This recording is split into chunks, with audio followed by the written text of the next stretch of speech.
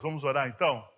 Pai, nós queremos te agradecer pela tua graça, pela tua misericórdia, pelo teu amor em Cristo Jesus. Que o Senhor, ó Deus, nos dê a capacidade de compreendermos o teu evangelho nessa noite, para a honra e glória do teu nome, Senhor. Nos dá entendimento, compreensão, sabedoria, Pai. Que isso que nós vamos aprender hoje possa ser para transformar a sociedade em qual nós estamos inseridos, glorificando ao Senhor. É em nome de Jesus que nós oramos. Amém. Olha, foi perfeito. Então nós estamos estudando o Salmo de número 119 nas últimas semanas e nós vamos hoje do versículo de número 121 até o 128. Está errada na projeção, mas você estava aqui pela manhã, você sabe que a gente foi até o 120, então a gente vai do 119, do 121, o maior ali está errado, não sei porquê, eu praticamente errei mesmo nesse negócio. Mas está lá, 121. Vamos lá, meus irmãos. Abra sua Bíblia e vamos até o 128. Tenho vivido com justiça e retidão, não me abandones nas mãos dos meus opressores. Garante o bem-estar do teu servo. Não permitas que os arrogantes me oprimam. Os meus olhos fraquejam, aguardando a tua salvação e o cumprimento da tua justiça. Trata o teu servo conforme o teu amor leal e ensina-me os teus decretos. Sou teu servo, dá-me discernimento para compreender os teus testemunhos. Já é tempo de agires, Senhor, pois a tua lei está sendo desrespeitada. Eu amo os teus mandamentos mais do que o ouro puro, por isso considero justos os teus preceitos e odeio todo caminho de falsidade. Hoje nós vamos falar, e eu gostaria de passar para vocês a ideia principal do texto, que é essa, a ideia principal da mensagem. A maneira como nós vivemos em nosso relacionamento com Deus afetará a maneira como pensamos e agimos. Se pensarmos que Deus existe para nos servir, vamos tratá-lo como um gênio do céu. Se, por outro lado, acreditamos que existimos para servi-lo e adorá-lo, seremos rápidos em ouvir sua palavra e obedecer os seus mandamentos. Então, o que eu estou dizendo aqui para vocês? Existem duas formas da gente se relacionar com Deus. Eu posso transformar Deus em um gênio da lâmpada mágica, aonde eu vou expressar os meus pedidos para Ele, as minhas necessidades, as minhas vontades, e daí o Deus dessa lâmpada mágica, que não é o Deus das Sagradas Escrituras, ele tem a obrigação de realizar os meus desejos. Nós vemos isso muitas vezes na teologia da prosperidade e o quanto essa teologia é nociva para a igreja do reino de Deus. Ela é nociva porque ela nos dá uma falsa impressão de que Deus está a serviço dos seus servos e não os seus servos a serviço do Deus Altíssimo. Isso acontece muitas vezes e, sem querer, meus irmãos, nós nos apegamos a essa verdade. Mesmo às vezes, participando de uma comunidade onde nós temos uma teologia um tanto quanto saudável. Por quê? Porque a nossa tendência natural é olhar para a soberania, a onipotência, a onipresença, ou seja, aos atributos de Deus, e falar, bom, se Deus é poderoso, infinitamente poderoso, se Deus é infinitamente sábio, se Deus é infinitamente bom, Ele precisa realizar os desejos de quem? Dos seus filhos. Muitas vezes, nós não participamos de uma comunidade onde a teologia da prosperidade é pregada. Mas, de maneira subversiva, isso está no nosso coração. Bom, o Salmo aqui, o Salmo 119, dos versículos de número 121 até o 128, ele aparece 3 vezes a palavra servo. Veja só, ele vai mostrar para a gente. 122, versículo 122. Garante o bem-estar do teu servo. Versículo 124. Trata o teu servo conforme o teu amor leal. Versículo 125.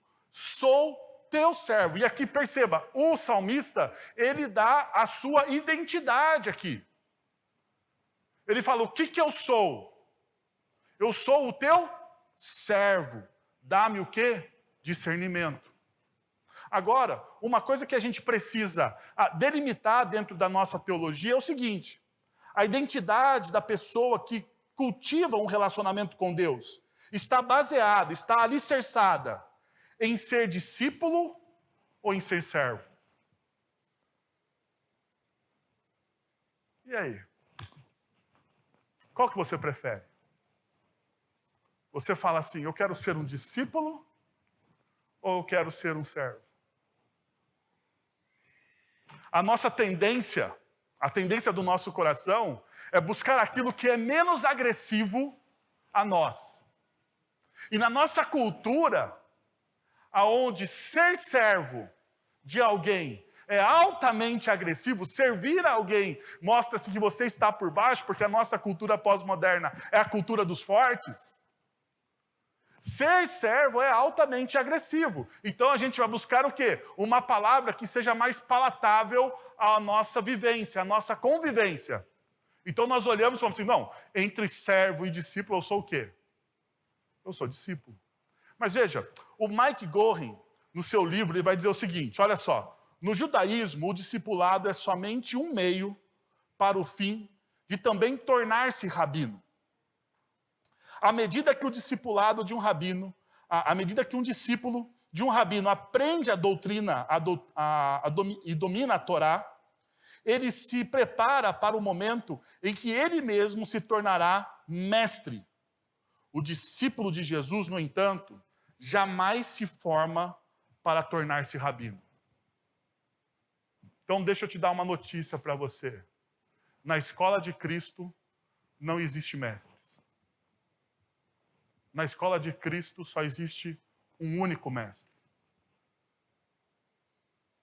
E o texto, e o Mike continua. Ele deve permanecer sempre um seguidor, um discípulo de Jesus. Além disso, no judaísmo, os discípulos de um rabino não são apenas alunos. Os discípulos de Jesus são também seus servos.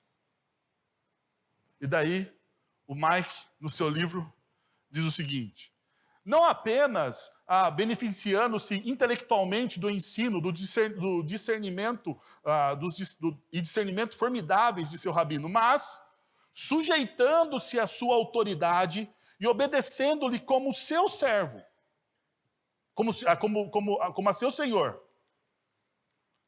É importante observar que no Evangelho de Mateus, endereçado aos judeus, embora os inimigos de Jesus se dirijam a ele como rabi e mestre, seus discípulos, no Evangelho de Mateus aqui, seus discípulos nunca o fazem, eles o chamam de Senhor, embora Judas use o termo rabi quando trai a Jesus. Não é interessante? No Evangelho de Mateus, que é o Evangelho, como o Mike diz, endereçado aos judeus, Jesus ele não é caracterizado pelos seus discípulos como mestre. Nos outros evangelhos, o evangelho de João a gente vê, Marcos também a gente vê os discípulos chamando, mas aqui é algo importantíssimo para você ter um discernimento de como os discípulos, ou os primeiros discípulos, olhavam para o seu mestre. Não simplesmente como um rabi, mas também como o seu Senhor. Então, meus irmãos, eu gostaria de acrescentar aquilo que é palatável aos nossos ouvidos.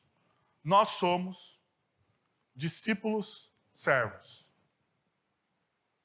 Você é um discípulo servo. Veja só, ser um discípulo servo é altamente contracultural em uma sociedade que busca o quê? Emancipação. A nossa cultura diz o seguinte, cada um aqui tem a sua individualidade e precisa ser emancipado, precisa buscar a sua autonomia. O projeto pós-moderno para todos os indivíduos é a autonomia, é a não dependência de ninguém. A partir do momento que você depende de alguém, você se torna um fraco. O texto bíblico, então, vai nos dizer o contrário. Vai dizer, não, o servo, ele é completamente, o servo e o discípulo, eles são completamente dependentes do seu Senhor. São completamente dependentes do seu Senhor. Uma outra característica que o texto nos mostra é o seguinte: ser um discípulo servo sabota a cultura altamente hedonista que vislumbra o seu próprio prazer. Quando eu me torno um discípulo e eu entendo que dentro da minha característica de discípulo está o meu serviço ao reino de Deus, as minhas bandeiras, as minhas lutas, os meus princípios não são somente as minhas bandeiras, as minhas lutas e os meus princípios. Eu me alinho com aquilo que a palavra de Deus me ensina. Eu devo alinhar o meu coração a essas realidades. Então perceba, quando você é um discípulo servo, você vai ser altamente contracultural, porque você vai ser dependente do Senhor. E você vai sabotar a cultura hedonista. A gente vai fazer isso. Isso vai mexer com o nosso coração, mas é algo que a gente precisa entender. Agora, veja como o salmista, ele vai trabalhar essa realidade dentro da sua perspectiva e nos dando alguns princípios. Primeiro, como discípulos servos, devemos tomar posição ao lado do que Deus ama e valoriza. Primeira coisa, como discípulos servos, devemos tomar posição ao lado do que Deus ama e valoriza. Veja o que diz o versículo 121 e o versículo 122. Tenho vivido com justiça e retidão, não me abandones nas mãos dos meus opressores. Garanta o bem-estar do teu servo. Não permitas que os arrogantes me oprimam. Veja só que interessante. Você, no meio da petição, a gente tem uma petição. O início do verso 21, se você não está familiarizado com a poesia hebraica, cada linha, a NVI, ela faz isso para a gente. Então, por que eu gosto muito da tradução da NVI? Porque a nova versão internacional, ela vai dar para mim todas as linhas da métrica hebraica da poesia. E quando eu olho para a métrica, eu posso perceber isso. Olha só as linhas em branco. Não me abandones nas mãos dos meus opressores. Não permitas que os arrogantes me oprimam. 2 vezes ele está falando sobre opressão. 2 vezes. E no meio dessa opressão existe uma súplica, existe um pedido. Garante o bem-estar do teu servo. Quando eu olho para isso, eu devo me perguntar, por que o salmista está suplicando isso? Por que ele pede? Por que ele está sendo oprimido? A primeira linha responde isso. O texto vai dizer, tenho vivido com justiça e retidão. Mas a melhor tradução seria, eu defendi a justiça e o direito. Sabe por quê? Porque tenho vivido com justiça e retidão se torna algo muito pessoal. Eu defender a justiça e a retidão se torna algo mais missional. Porque veja, eu não estou só defendendo, ou eu não só estou vivendo de maneira justa e reta, eu estou defendendo a justiça e a retidão. Então, quando eu vejo alguém sendo oprimido, eu, como discípulo de Cristo Jesus, o que eu faço? Eu defendo a justiça e a retidão. Quando eu vejo alguém sendo preso de maneira injusta, o que eu faço? Eu defendo a liberdade. E o que o salmista está dizendo é isso. Em uma sociedade onde a injustiça opera, ele se torna um farol de esperança, porque ele defende a justiça e a retidão.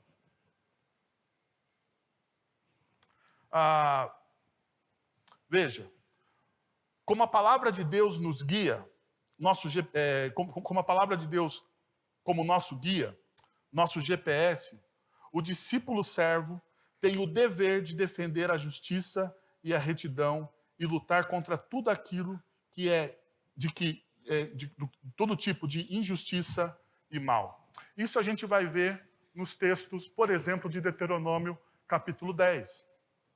Olha só, pois o Senhor, o seu Deus, é o Deus dos deuses, o soberano dos soberanos, o grande Deus poderoso e temível, que não age com parcialidade, nem aceita suborno. Ele defende a causa do órfão e da viúva e ama o estrangeiro, dando-lhe alimento e roupa. Amem os estrangeiros, pois vocês mesmos foram estrangeiros no Egito. Olha que coisa interessante. Deus ele está formando um povo, e um povo de forma missional. Enquanto Deus está formando este povo, através da lei dele, ele está falando o seguinte: olha, diferente dos governos seculares, diferente dos governos mundanos, eu não trato as pessoas com parcialidade. Então não me venha com suborno. Eu trato as pessoas com justiça. E eu trato as pessoas com justiça da seguinte forma: olhando para os menos favorecidos. E como que Deus faz isso? Ou como que na época do Deuteronômio, quem eram, né? A pergunta deveria ser: quem são as pessoas menos favorecidas? Os órfãos e as viúvas. A pergunta é: por que que os órfãos e as viúvas eram os menos favorecidos? Porque um órfão, naquela cultura, ao se tornar órfão, ele se tornava automaticamente escravo. E Deus está dizendo: eu luto contra esse tipo de escravidão. O órfão no meu reino, ele tem lugar. A viúva, quando ela não encontrava mais abrigo na casa do seu pai, para sobreviver, ela precisaria se tornar o quê? Prostituta. Então, o que Deus está dizendo?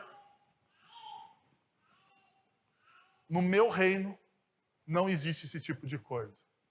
As pessoas não são exploradas nas suas fraquezas. Um outro tipo de pessoa ao qual nós muitas vezes não olhamos é para o estrangeiro. Por quê? Porque na nossa cultura, receber bem é uma marca de ser um bom anfitrião, né? Mas veja, naquela cultura, ser um bom anfitrião não era um negócio tão bacana assim. Era uma cultura tribal.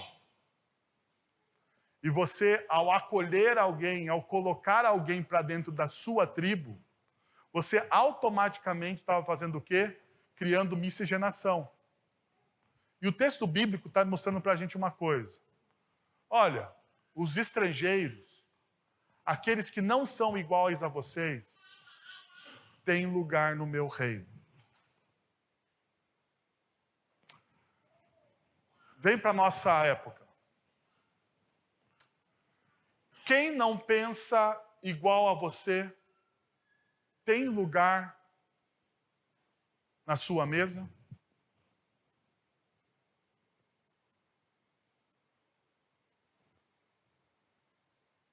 Sim ou não?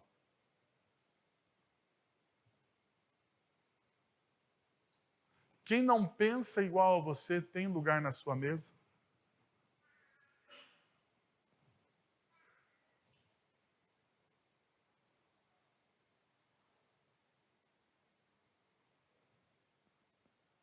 Eu desconfio que não. Mas calma aí, mas você não me diz para mim que você é alguém que serve e ama a Deus? E daí Deus na sua lei está dizendo: olha, quem não é igual a você, quem não pensa como você, deve ter lugar na sua mesa.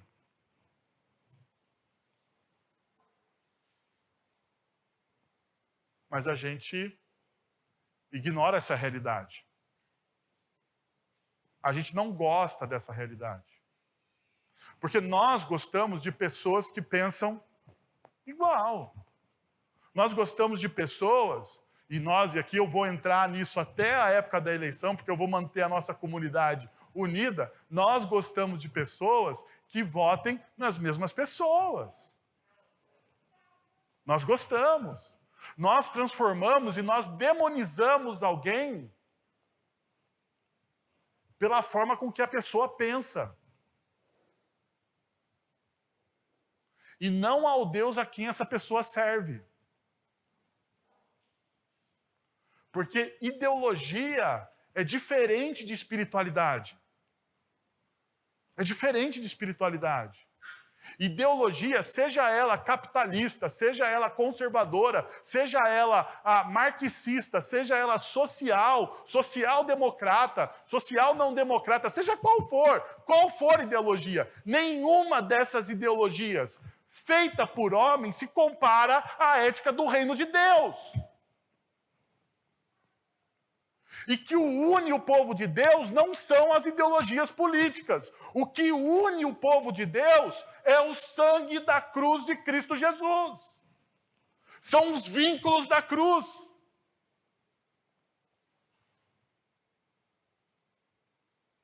Mas muitas vezes,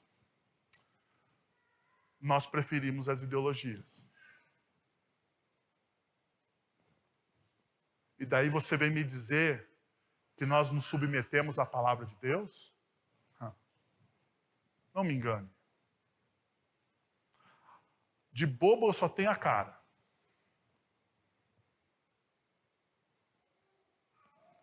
Veja, não é somente em Deuteronômio 10, 27, ele também diz: maldito quem negar justiça ao estrangeiro, ao órfão e à viúva.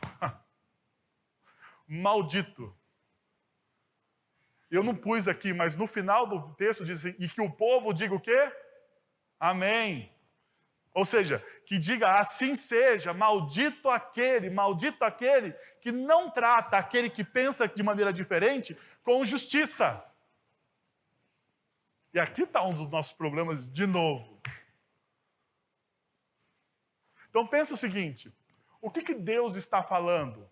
Deus está falando em Deuteronômio capítulo 10 que ele não julga com parcialidade. Deus não é parcial. Deus julga de maneira imparcial. Sabe qual que é o problema nosso?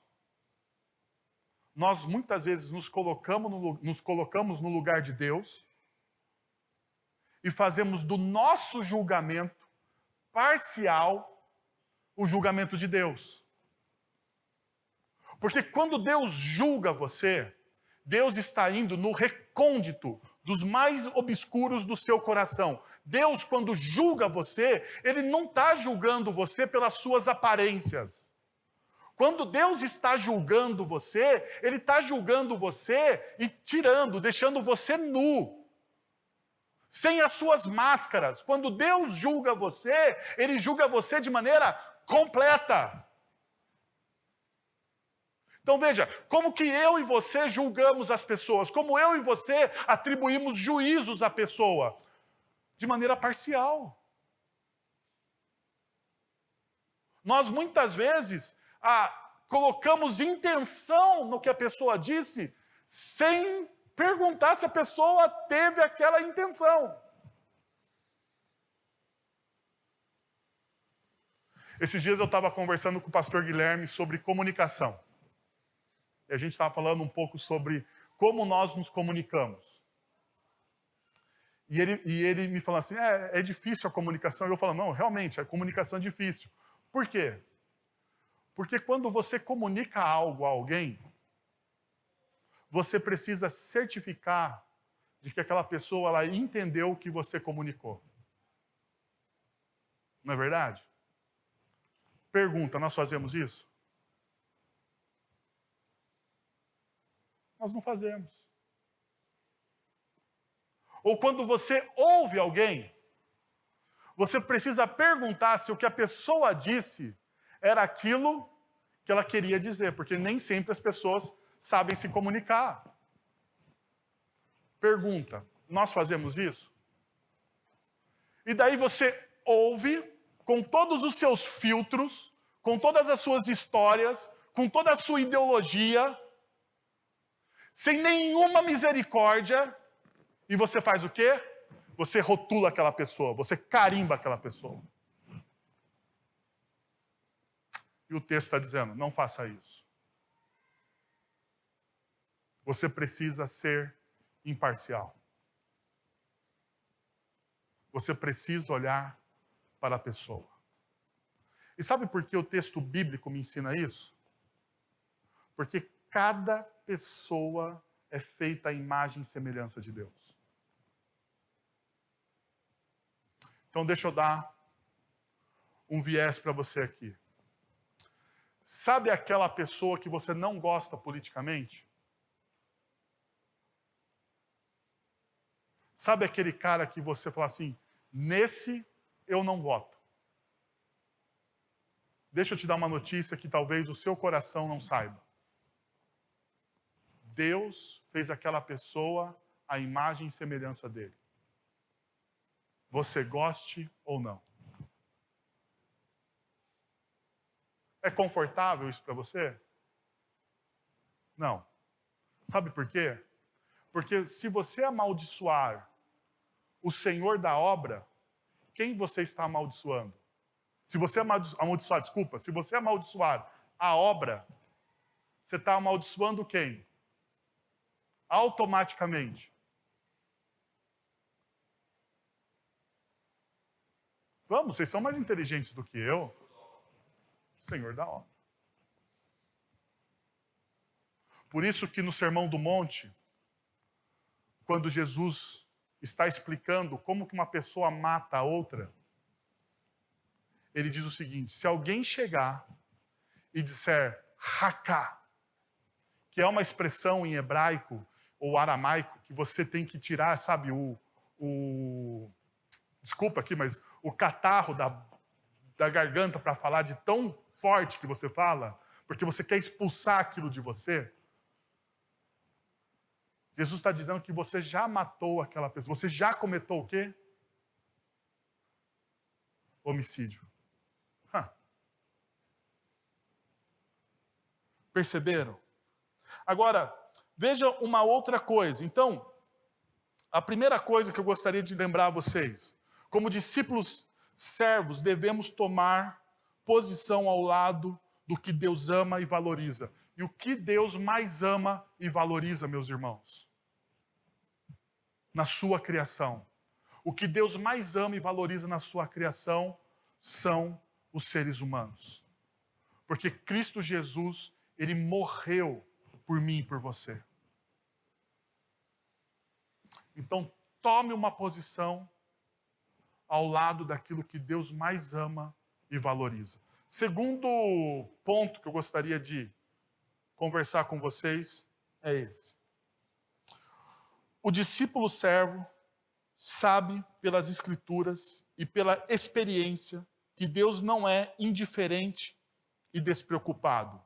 Ele é um Deus amoroso. Veja só o que diz o verso 123 e 124a. Os meus olhos fraquejam, aguardando a tua salvação e o cumprimento da justiça. Trata o teu servo conforme o teu amor leal.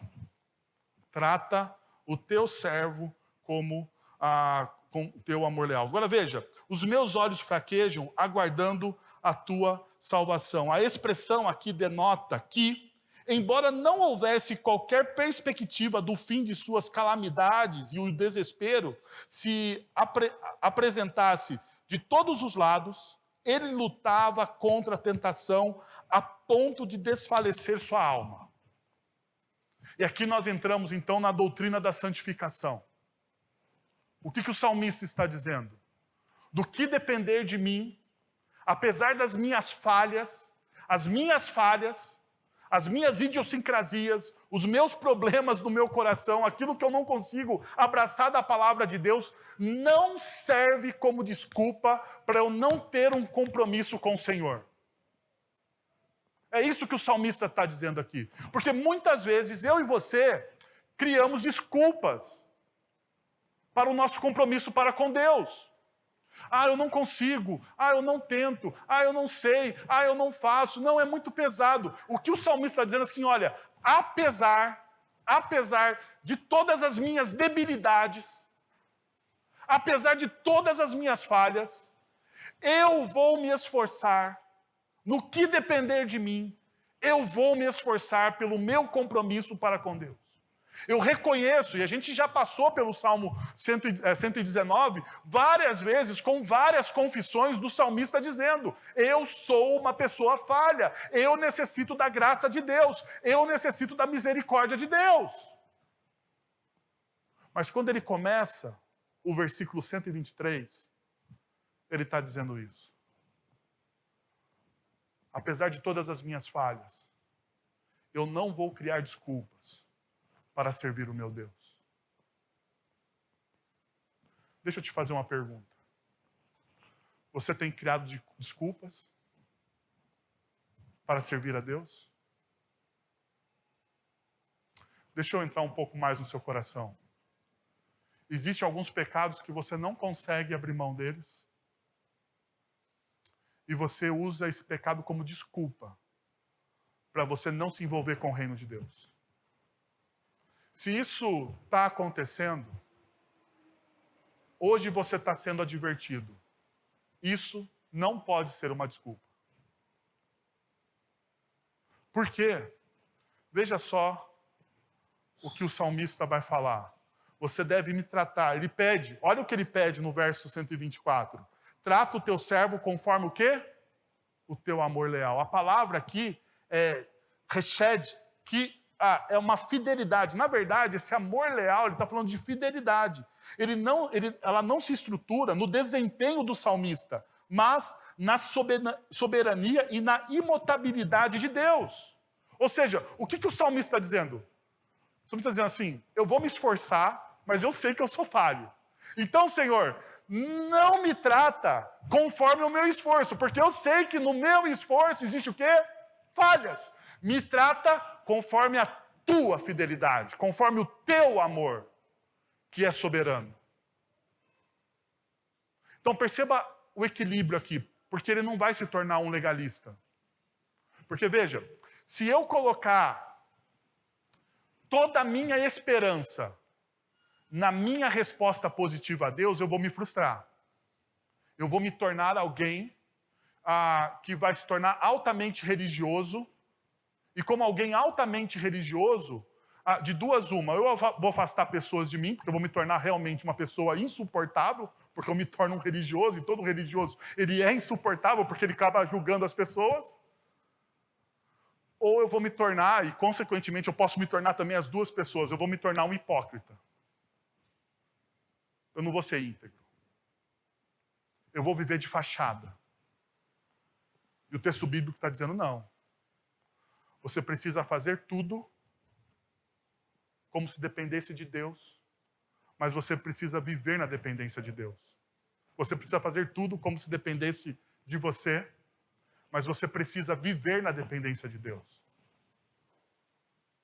É dessa forma que o texto mostra. Então perceba, quando ele fala de fidelidade, quando ele usa essa palavra, ele está evocando os textos onde Deus fala da companhia dele com o seu povo. Por exemplo, Deuteronômio capítulo 31, versos 6 e verso 8. Sejam fortes e corajosos, não tenham medo, não fiquem apavorados por causa deles. Pois o Senhor, o seu Deus, vai com vocês, nunca os deixará, nunca os abandonará. O próprio Senhor irá à sua frente, estará com vocês. Ele nunca o deixará, nunca o abandonará. Não tenham medo, não desanimem. É dessa fidelidade. E nós vamos perceber, se você olhar a história de Israel, todo momento o que acontece? Israel está falhando, Israel pisa na bola, Israel não cumpre a sua obrigação, mas a fidelidade de Deus não muda, o amor de Deus não muda, Deus não desiste do plano dele por causa da infidelidade do povo. Deus continua a persistir sobre esse povo. Tanto é verdade que mais tarde a gente vai ouvir isso na boca de Josué.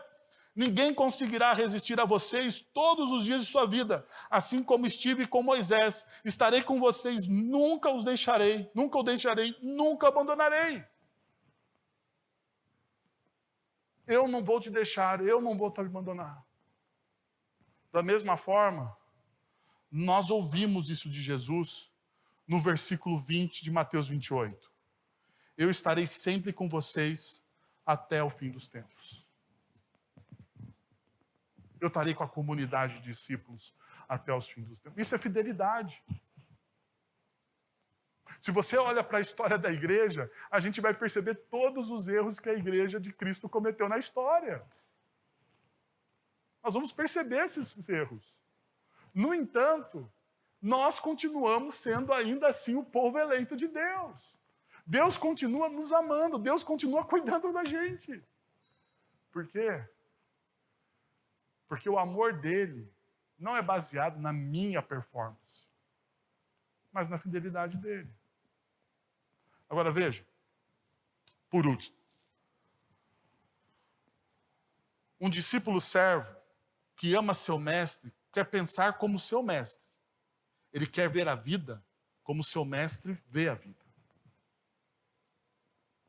E olha o que diz o verso 124b e 125. Ensina-me os teus decretos, sou teu servo.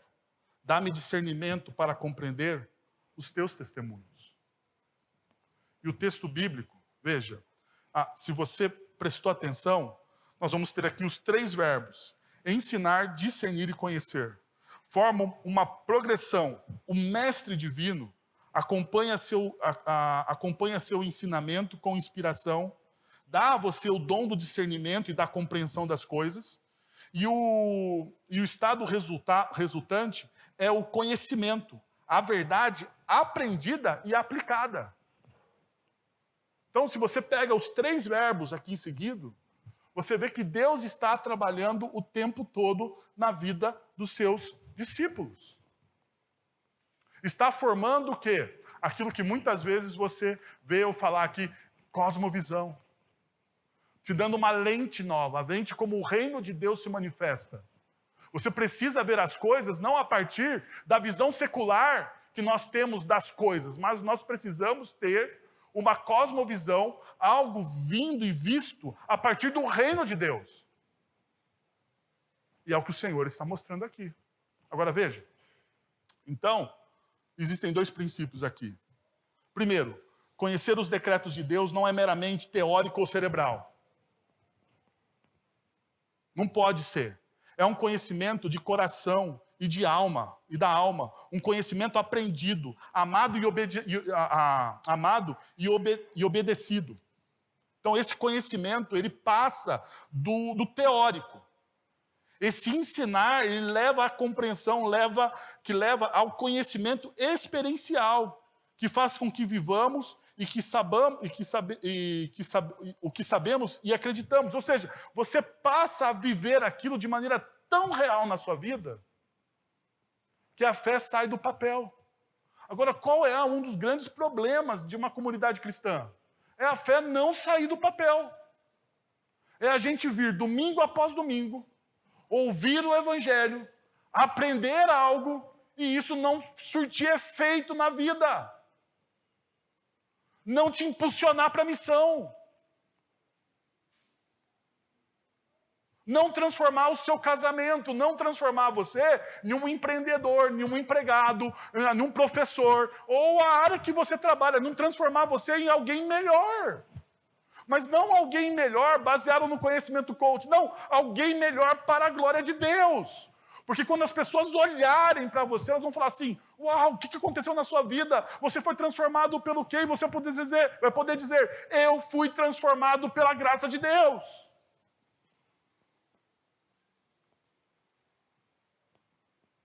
Mas qual é o nosso problema? O nosso problema é que a nossa fé não sai do papel. Ela é teórica. Qual era a grande diferencial dos discípulos? Qual era o diferencial dos primeiros discípulos? Qual era o grande diferencial? Eles tinham mais dinheiro do que nós? Eles tinham mais conforto do que nós? Não, eles tinham mais conforto do que nós? Pedro, João, Tiago, Mateus, Marcos, Lucas, Paulo. Eles tinham mais conforto? Eles tinham mais dinheiro? Eles tinham mais tecnologia?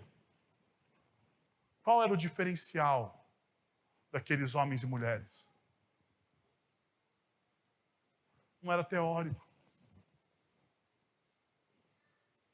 Eles viviam aquilo. Eles respiravam a fé. Se bobear, você podia pegar a fé deles com a mão. De tão real que era. Mas o que me parece, muitas vezes, é que a gente vem a uma comunidade cristã para pagar um tipo de penitência. Sabe? Eu preciso me acertar com Deus. Porque, afinal de contas, Deus está chateado comigo. Porque eu errei durante a semana. Então eu vou lá, faço o grande sacrifício de ouvir o pastor Wellington durante quase 1 hora. E daí eu falo para Deus: Deus, eu fiz esse sacrifício. Aceita no seu altar e me libera da punição. Não é isso, gente. Não é isso. Não é isso que Deus quer da gente. Não é isso que Deus quer formar no nosso coração. Deus quer formar um povo que o ame acima de todas as coisas. É isso que Deus quer formar. É só isso que Deus quer formar.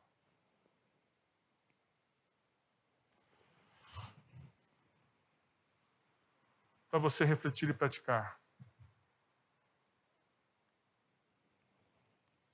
Como discípulo, servo, você tem tomado posição ao lado das coisas que Deus ama?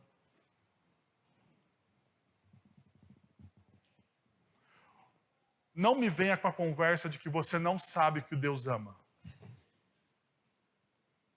Você sabe o que Deus ama. Então, se você sabe o que Deus ama, pergunta: você tem tomado posição ao lado dessas coisas? Segundo, como discípulo servo, você tem caminhado na confiança das promessas de Deus? Você caminha nessa direção? Você confia de que Deus ele não está atrás do seu desempenho, mas que Deus te ama de tal maneira que Ele não vai te abandonar? Então fique livre. Fique livre, seja livre. Terceiro, você como discípulo servo, você vê e compreende e interpreta a vida como Jesus vê? Ou você vê a vida de maneira secular? Gostaria de convidar você a fechar os seus olhos e a pensar nessas realidades. Vamos receber a bênção? Agora, irmãos, que a graça de nosso Senhor e Salvador Jesus Cristo, o amor de nosso Deus e Pai, o conselho, o consolo, o poder e a ação do Santo Espírito de Deus estejam sobre vocês agora e pelos séculos dos séculos. Amém. Deus abençoe. Uma excelente noite, uma excelente semana no poder e na graça de Cristo Jesus.